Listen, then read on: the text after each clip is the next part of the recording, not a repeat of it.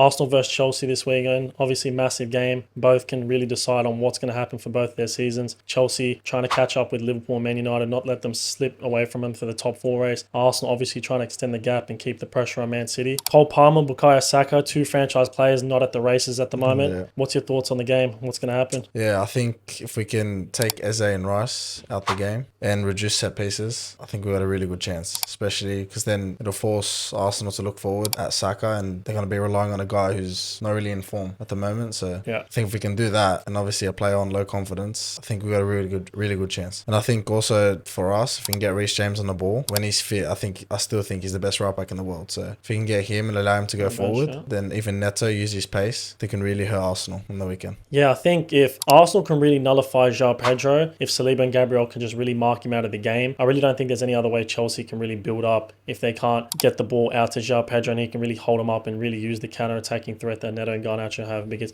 Arsenal, majority of the game, they're going to be in Chelsea's half. But I really feel like in transition, don't build up slow. That's the one ick I have with Arsenal. They really build up so slow in transition and rely on centre-backs or full-backs to whip in balls to a striker that can't even head the ball. I mean, look at that second half against Spurs. We build up through central zones again. You have Eberici Eze in the final third. This guy's a shooter on site. If we're getting Eze in dangerous pockets in Chelsea's defence, I feel like it's going to open up spaces like it did against Spurs.